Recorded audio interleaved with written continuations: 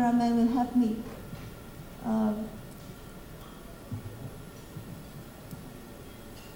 Any questions? Do we have some questions for the video Fly? Can I see some hands out there?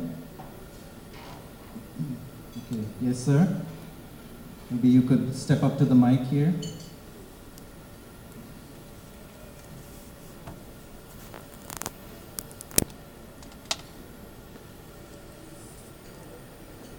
Kindly introduce yourself, sir.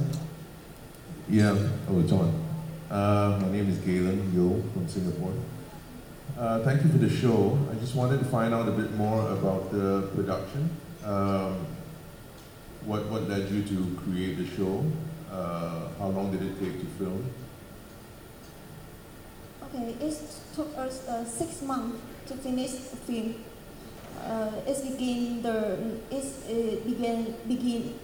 It began at Kha Ai's birthday and ends at her father's birthday. 6 months. Was it just a one-off or was it part of a series? It's full. Actually, the film is about more than 40 minutes, but we have to cut to 15 minutes to apply to the competition. Yeah. Oh, you had to cut it down. Yeah, we had to cut it out. What did you cut out?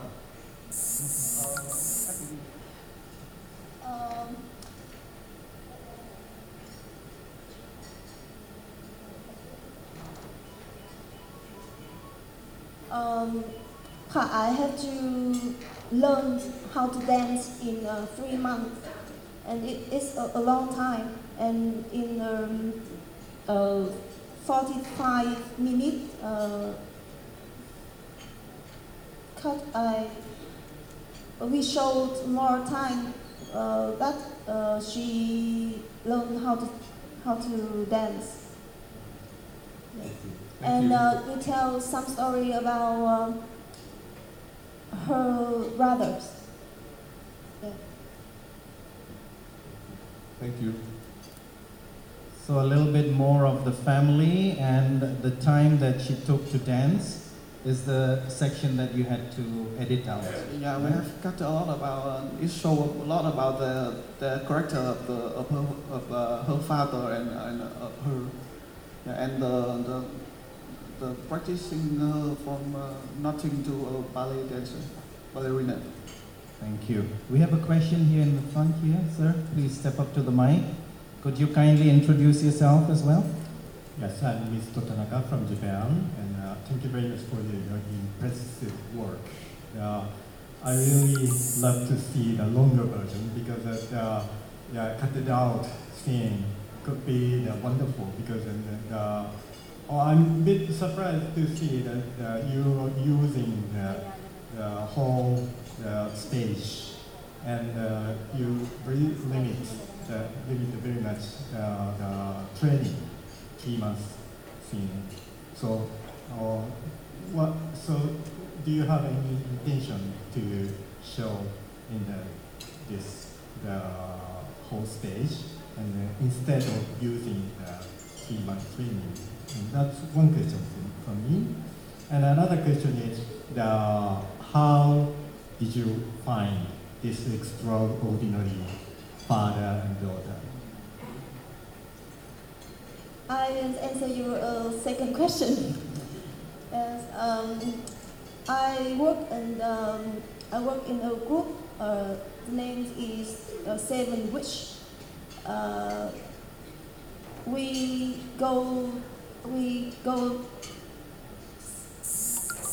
We make the dreams come true in the show. I make a dream come true in the show. And when I make that show, I meet her father. Yes, and her father tell me about Kha Ai.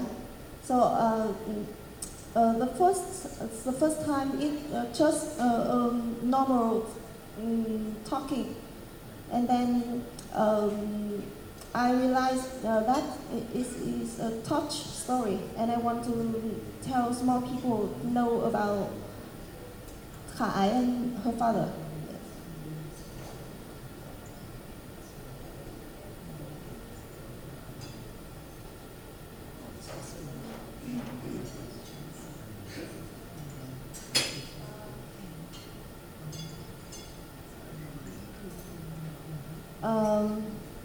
Actually, in the full version, we show more the time Kha Ai practice dancing.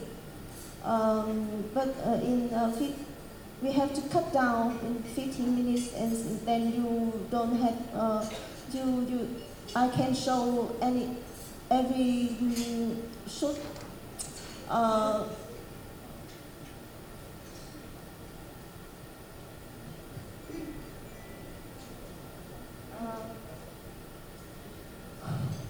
In full version, we put the practicing dancing of Kha Ai before the stage before, and when I cut down, I put it in the middle of the middle. Yes, and what a pity, but I have to do that. Yeah, thank you very much. Yes. Yeah, it's very beautiful work. Thank you so much. Thank you. Any more questions? Yes. Any more questions for our Vietnamese team? By the way, in deference to the GMA News and Public Affairs team, we would like to explain why they are probably not here yet. Actually, we are under time. In the schedule, we were really supposed to start with a professional non-fiction category for 13 to 17-year-olds at 5 o'clock. It was supposed to be a 5 to 6 portion, and I guess they were just following the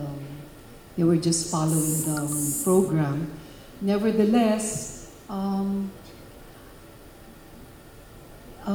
if there are any questions or any comments on the Philippine-based documentary, we would be happy to hear them and relay to the. Oh, they are here? Oh, they are on their way? Okay, they're about 5 minutes away, barring traffic. So if, with your indulgence, maybe we can wait for them a little bit more. In the meantime, I buy 5 minutes of your time.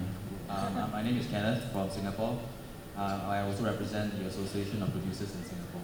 I'd like to ask a couple of questions. Question number one, for the story of Kha Ai.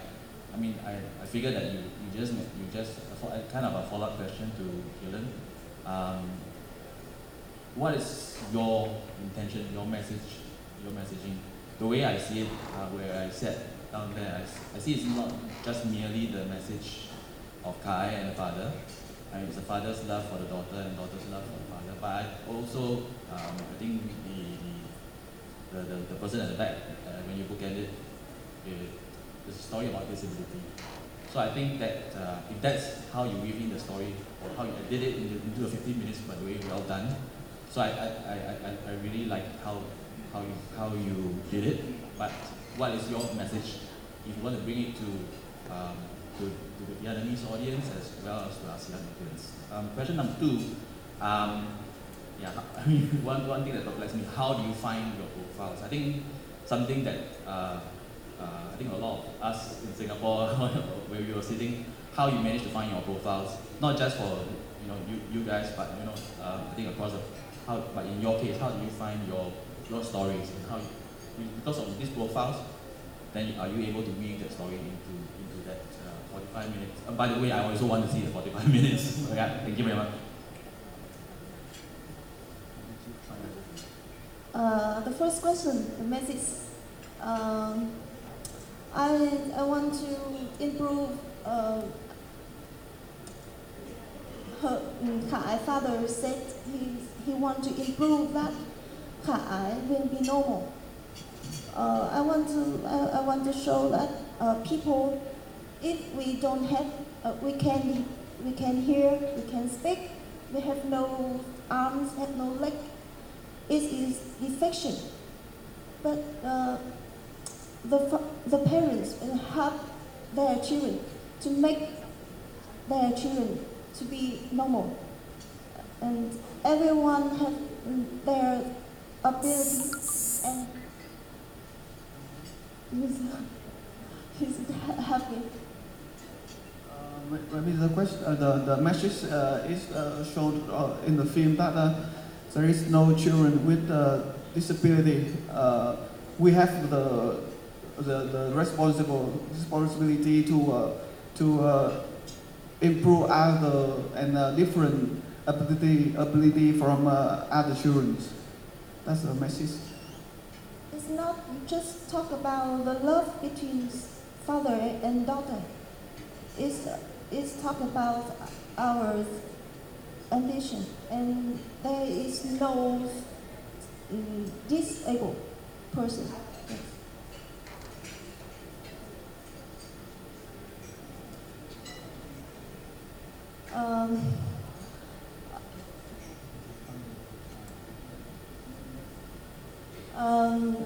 I work in a group named Seven Wish. In the group, we find the story and make the good dream come true. And Khải fathers is the one that we meet at the beginning of the years when the parents took their children to school, and we meet him.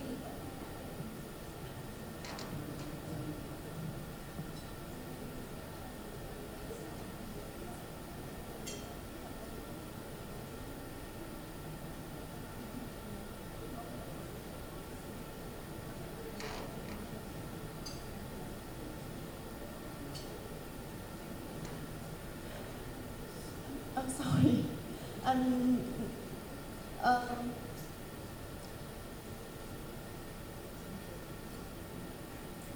Her father tell me about his story when I go to a school, a university, and he come to advise. Oh my God.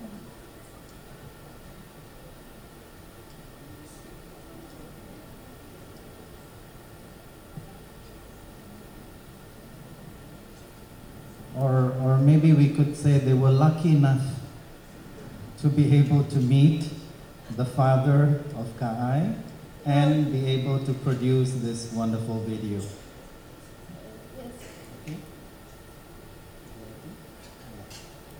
Yes, I will meet you and when. Yes.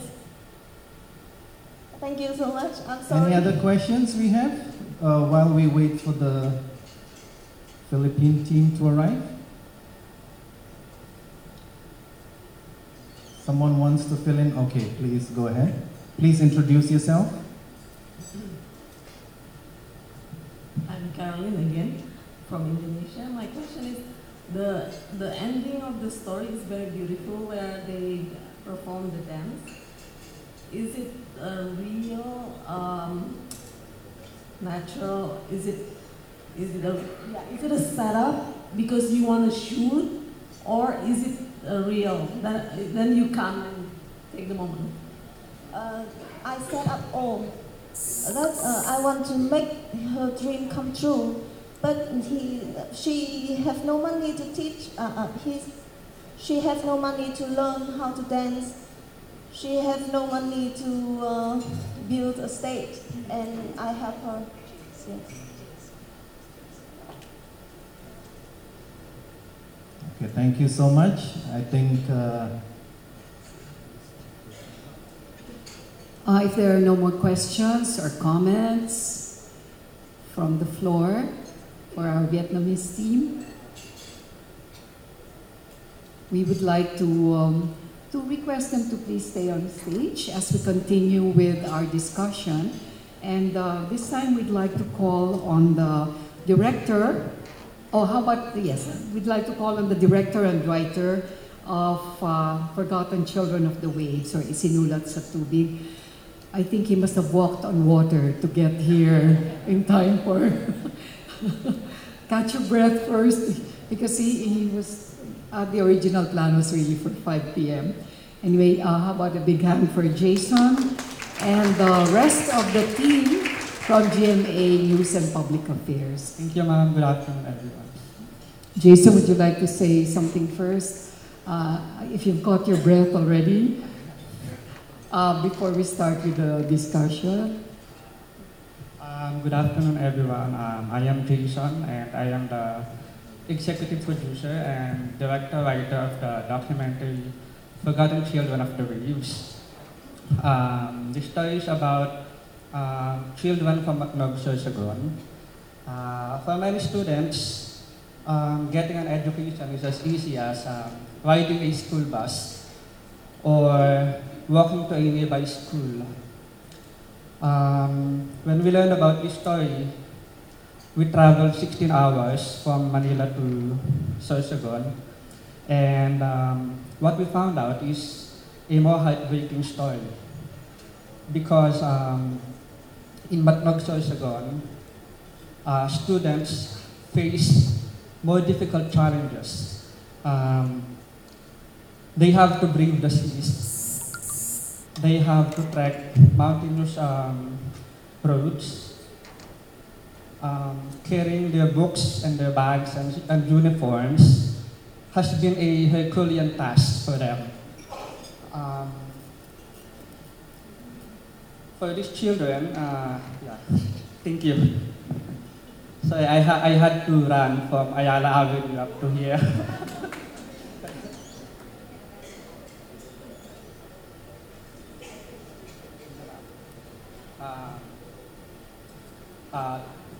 What I've been saying is that for these children, carrying their books, their bags, their uniforms has been a Herculean task for them. For many years, a bridge was planned, but it was never built. So when we learned about this story, our objective was just to document everything.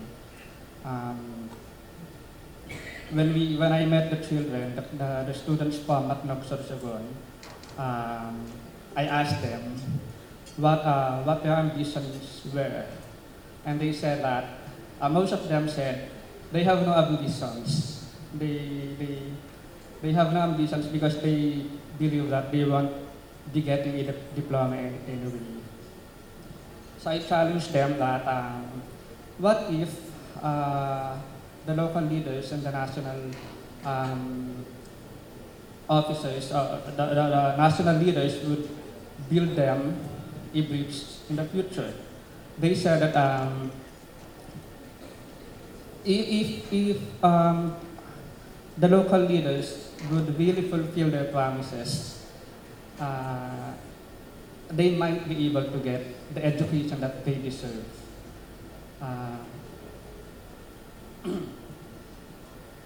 And aside from that, when we did this story, for the most part, many kids nowadays, not just in the Philippines, have been taking education for granted. When they can't go to school just because they don't have food in their bellies, or they don't have a school bus, or the school is very far from their home, they won't go to school. So Forgotten Children of the Wave, the documentary, is a good start. It gives an inspiration and call to action for many leaders, educators, and especially kids who have been taking their school for granted. Thank you, Jason. We'd like to open the floor now for a discussion, and we'd like to welcome your questions, your comments, suggestions, if any, about the documentary. But first, let's give a hand to Jason for running to the avenue to make it here on time. Yes. Please approach the mic and introduce yourself once again. Yes, I'm Pramod from Bangkok, Thailand. Let me wear the hat from Bangkok, Thailand. I would like to ask Jason, so what, after your show, your documentaries, any development happened? What happened to the kids? Right. Yeah. Just a week after the documentary was aired on television, several non-government organizations and individuals organized a fund drive, and most of them even went to that remote village in Matnog, Sorsogon. They brought with them school supplies, bags, uniforms. But most importantly, the Yellow Boat of Hope Foundation, a non-government organization, helped the kids to have motorboats so that they could go to school more conveniently, easily. They now have a total of 5 boats, motorboats. So through the effort of many individuals, they can now go to school without the need for them to swim or to trek the mountainous roads. When we did the story, it was election time in the Philippines. It was May 2016. So it was also, the narrative calls for another question. Why do these kids have to suffer going to school? Can we do anything to reverse the future of these children? If the local leaders kept on promising that they will build a bridge for them, are we repeating the same mistake of believing that unfulfilled promises for years? What happened? The residents of Matnog, Sorsogon elected a new leader. Is it for the good or for the bad? We still don't know. So there's still no bridge? But a suspension bridge is on the pipeline now. There are plans to build a suspension bridge because the area has scattered settlements. So it became very difficult for engineers and architects to really build a bridge on that place. But right now, at least, there are, the bridge is on the pipeline of the government. So I hope that with the documentary that we did, there could be changes anytime soon. Yes, I would like to share, see, in Channel 3 Thailand, okay, we used to do these documentaries, way back at the border of Myanmar down the west side, with Thailand. They're like huge tribes, kids have to walk through all the mountains like 20-30 kilometers to get down to the end of the valley, to get education. So once we found that, we did a documentary, and we actually, exposed the problems to the so-called kids in the cities. And we have the campaign that the fortunate help or support the unfortunates. So that we raise thousands and thousands of bicycles, for those kids. And then a couple years later, we found it's not sustainable. Because when we have problems, we saw that there's nobody help fixing, the bicycles or You know, those people are, well, I was trying to compare with, if you have those motorboats and all that, are they having enough gasoline? Are they having enough money, you know, to actually maintain those boats? So the so-called sustainability of this problem solved need to be actually foreseen. And the idea is not just, you know, to use these, you know, to solve that particular spot problem. It should be actually the idol or the samples of all the unfortunate places. So that the problem could be solved, hopefully, with the sustainability wherever that could happen in, you know, Southeast Asia. And well, a little bit to get back to whatever the fly that, you know, the Ethiopian flames trying to, I think that's one of the biggest problems that most of the producers face. Where do you get the story? You don't want to make it out, imagine or fake. But I think with the new technology, you know, you can get a lot of sources of information from real, you know, with all the help of all the media networks and all the social media people. So you can, and we all can help announce where the problems happened, and the small clips, small messages could be actually accessed. You know, well, she's very, or, you know, fortunate to have a chance, you know, to meet the counselor. The father turned to be the counselor at the university to show the case and make the dream, you know, make it dramatize it. But I think a lot of real problems hadn't been accessed, so that we use the media, you know, to get that and make it a real program, you know, to show the truth and find out the sustainable solution to go forward. Thank you. Thank you, sir.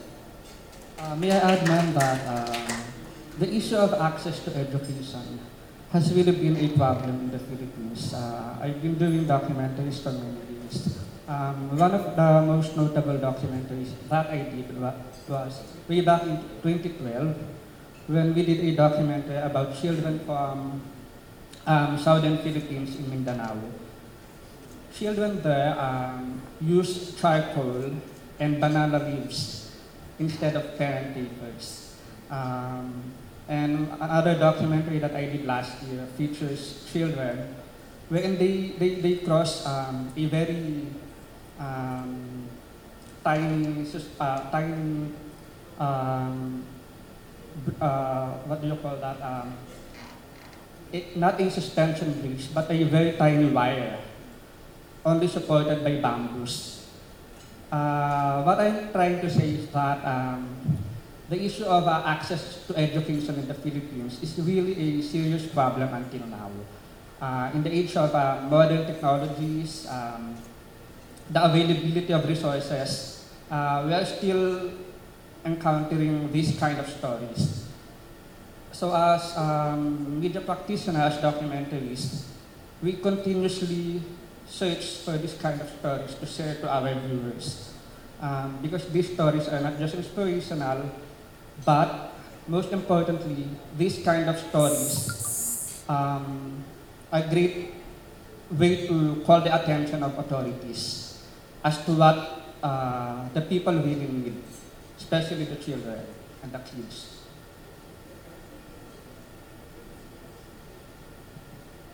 Do we have some other questions? Please go ahead, ma'am.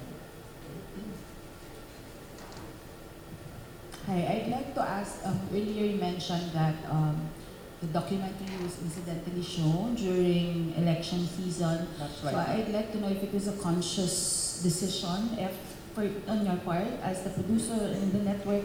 Is it a conscious decision to air it at such time? When we did the story, there were several pressures from the local officials to change the slant of the story because it might affect the outcome of the elections. It was a no-brainer for us because what we are telling is the truth. should we not air the documentary, or should we air the documentary after the elections? Will the outcome of will the condition of these kids will change? As journalists, as documentarists, we also have the responsibility to our viewers. That is to tell the current story, the current events that are happening in the country. That period when we did that documentary was the perfect time because it was the rainy season is not yet. It's not yet rainy season in the Philippines. It's the dry season. While we were filming, the sea was not cooperative. The residents say that should we film it on rainy days, it would be more difficult and more dangerous for us. The mayor of the town that we were covering tried to pressure us, sending us messages that we should stop doing the documentary at all because it might affect the results of the election. We didn't heed the call because for us, it was the best time to expose the realities. Postponing it would affect the results of the election, but would change the condition of the children in those impoverished communities. The welfare of the kids are more important to us than the results of the election.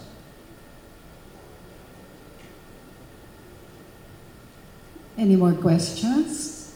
Yes, kindly introduce yourself. Good afternoon, Jared Valdez, INCTV. Congratulations, I enjoyed the documentary. Thank you, sir. Thank you. It was well executed.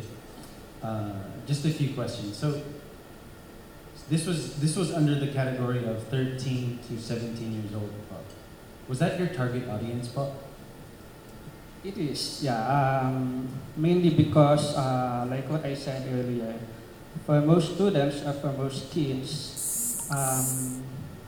they take education for granted. In the Philippines, you have this social media trending topic, hashtag may pasok.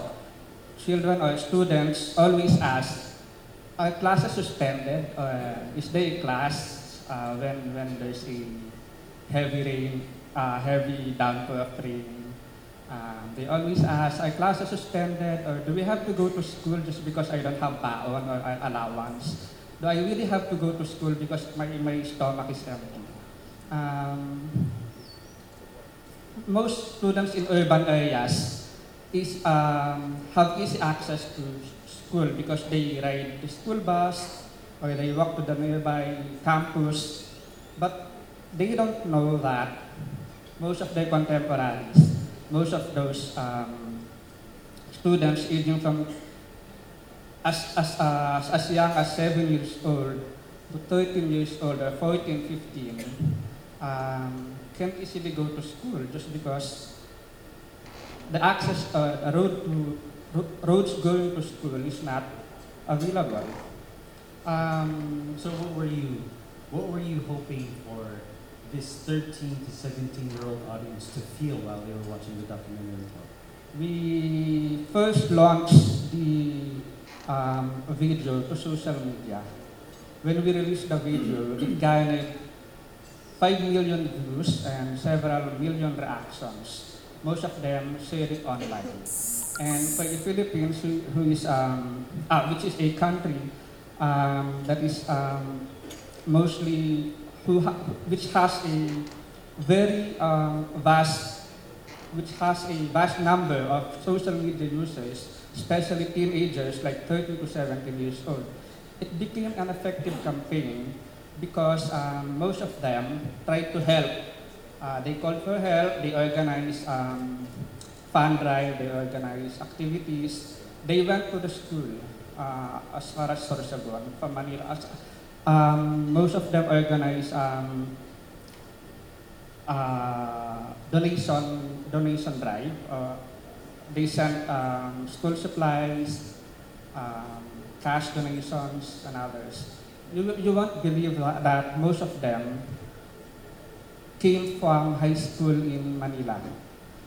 So I believe that this documentary not just targeted the adult audience, but most of them were really teenagers or 13 to 7, not just 13 to ranging from 13 to 17, but most of them are young, the so-called millennials, the social media users.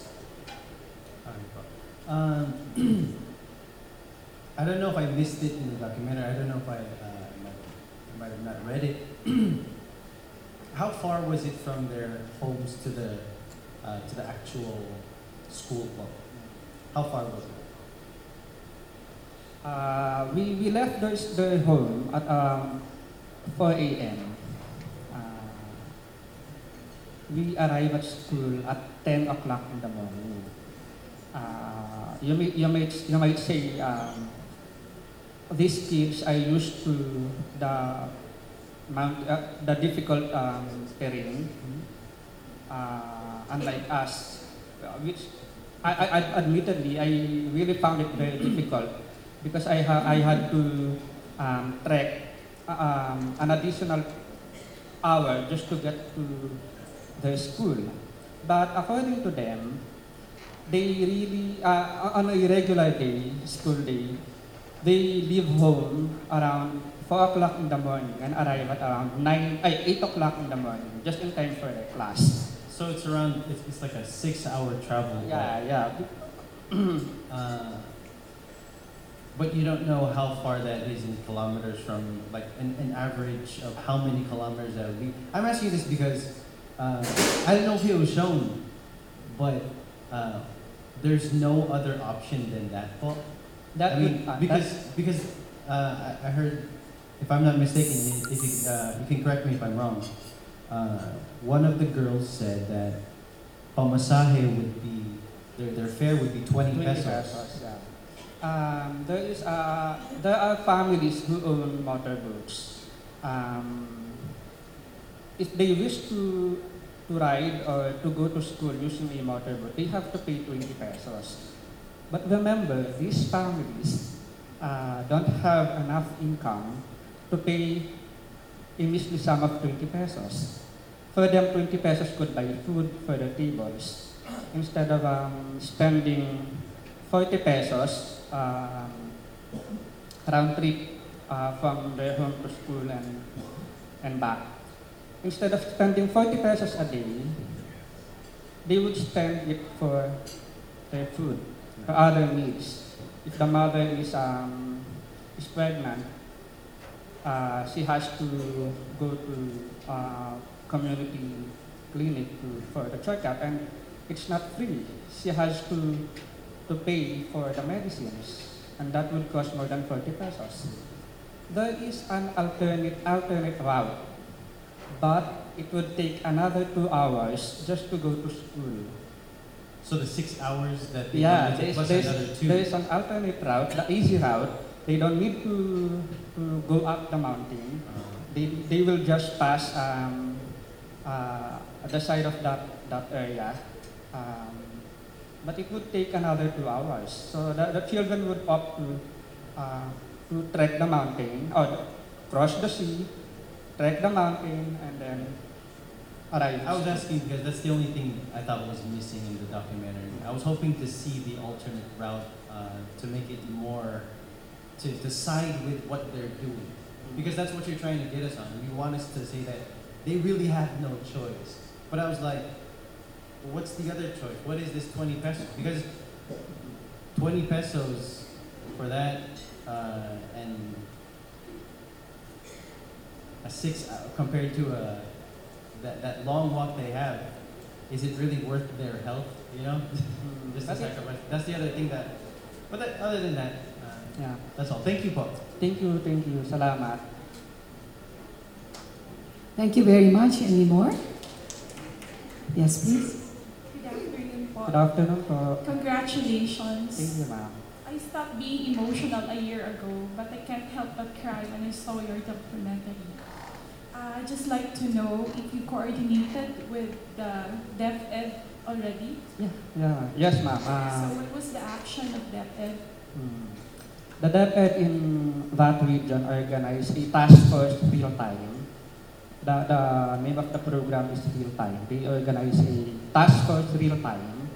Task force real time accepted donations from individuals and groups because we can't really organize, we can't really accept cash on their behalf. So they collected the donations and they used them to build the classrooms. Because if you have noticed, most of the classrooms in the area or in that place were destroyed by a strong typhoon. There were no electricity that time because a strong typhoon passed that place several months back. They also supported the needs of the kids by giving them school supplies last year and this year. They also coordinated with non-government organizations such as Yellow Boat of Hope Foundation. In the director's cut or the producer's cut of the documentary, one of the resource persons was DepEd.